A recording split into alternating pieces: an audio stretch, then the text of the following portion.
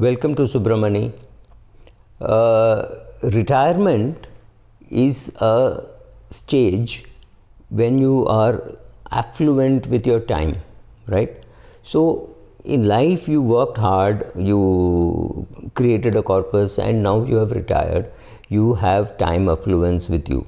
Now, when you had wealth affluence and you have wealth affluence and you do not know what to do with your money, maybe you can go and learn, maybe you can read up books, etc., or join some courses. There are so many people today willing to teach you how to make money or how to deploy your money. You can do that, but what do you do with time?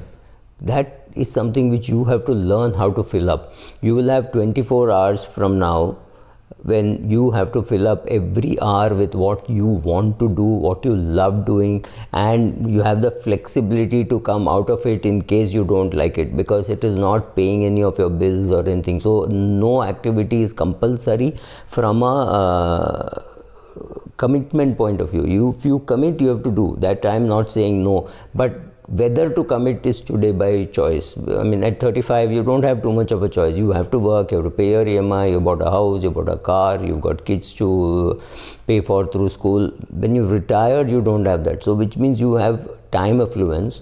You've created a corpus from which you're getting enough dividend income, rental income, whatever, that is taking care of your retirement. It's well provided for the next 30-40 years.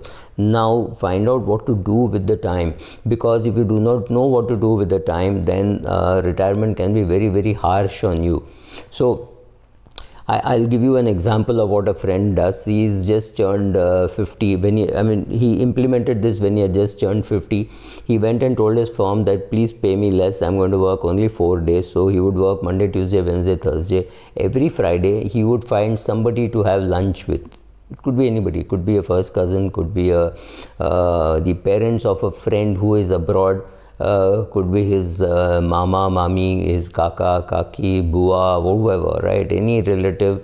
Could even be a first cousin who is elder, right? Who is retired and who is available to have lunch with him on a Friday, right? He would go to their house. I mean, he still goes to their house. He sorts out if they have any banking, mutual fund, insurance problems. He's a chartered accountant. He sorts out if they have any other problems for which they need people. Like if the car needs a fixing, he'll call up his mechanic and say, look, I know you're far away, but I want you to treat this car like my car and do it. So he gives a reference to his local mechanic for that kind of work. In case they have any other problems, communication, they can't open bank accounts, or their bank account password is lost, or things like that, he sorts all that out and he has proper lunch with them.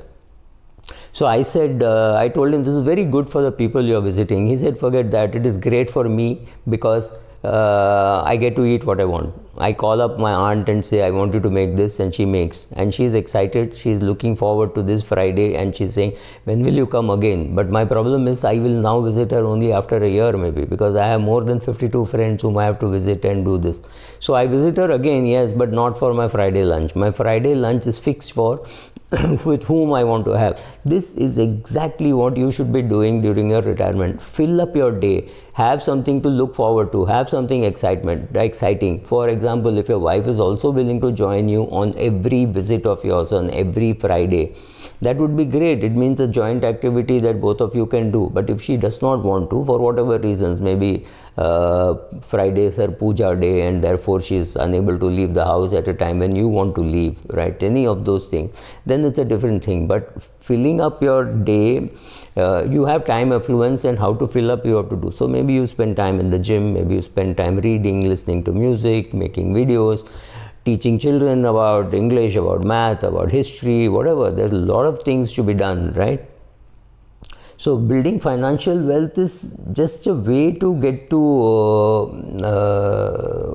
time affluence, and then deciding what to do with the time affluence, right? So what all can you do? First of all, you understand one thing about time: it cannot be bought.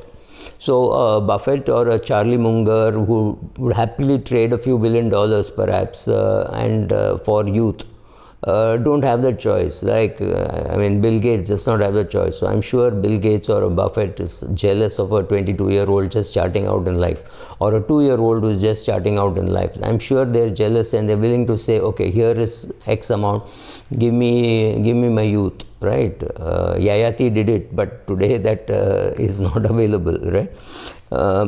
You can't earn more, you can't store it, you cannot exchange it, you cannot do anything with time. That's the beauty of time. 20 years later, 50 years later, 100 years later, maybe there will be some way how people will invent saying I can trade in time, right, in time life. Right now it's not possible, right? So, but once you have spent it, it's lost. So what all should you do? First of all, you should make good trades, right? So when you're young, when you're a trader, you largely avoid bad trades. That is what you should do. So spending too much time on WhatsApp, spending too much time on social media generally, I mean, I'm not singling out WhatsApp, is definitely not worth it, but that is a choice that you have to come to. I have spent time on social media, spent a lot of time on Facebook and all, and now realize that I should not have done that. I should have done something else.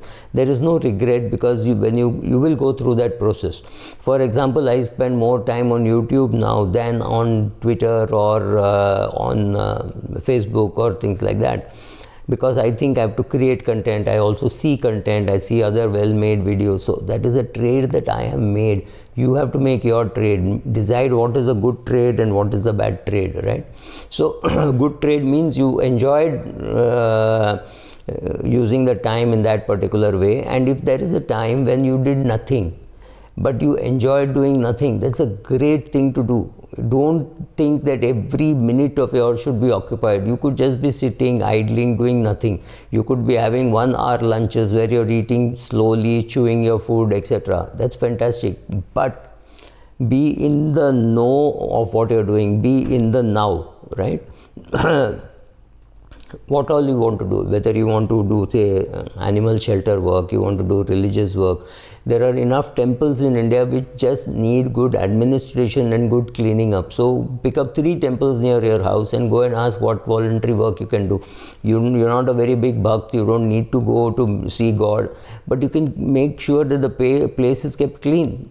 Gurudwaras are much cleaner than temples. So you can make your temple look better than a Gurudwara. Just an exaggeration maybe, but they keep it so clean, right? So we can start with 3 temples, then it will go to 30 temples, then you will have a Twitter following, then everybody will want to do it, right? So just do whatever you want to do. You could help animal shelter or a temple, doesn't matter. You could go and visit family, like I said about my friend. The only question you have to keep asking yourself is, am I happy? Am I pursuing things which will take me to happiness? When you had not retired, you had a clear goal that I need to put so much money away for my retirement. Now I have $1 million and therefore I can retire. Fine, you arrived at that figure. I'm not very sure whether you're right or wrong, it doesn't matter. But you had that goal and a purpose. So in retirement also you have to have a goal and a purpose. In fact, I've done a video especially on goal setting even during retirement. Check out all that, see whether you are happy on the same road to happiness. Take care of your health, take care of your fitness, and understand one very important thing. Even when you were young and you were investing, your financial advisor told you, look, either you can have a bigger house or you can make this trip to Europe, right? Or you can have a bigger car or a bigger house.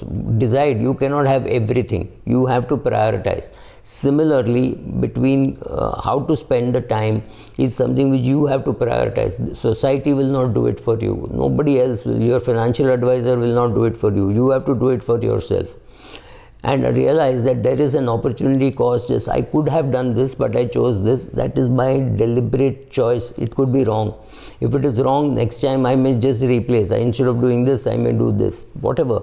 But it has to be your decision. Make sure you make those decisions. Make sure you're happy in your time allocation. Earlier I would have said money allocation. Make sure that your time allocation matches your money allocation. They are in sync. You cannot be spending a lot of time doing a particular activity which is not provided for in your budget, right? So That's it. Go ahead, enjoy your time affluence, decide how to use it. If you do not know how to use it, then it's going to be wasted on you. Don't do that. Thank you.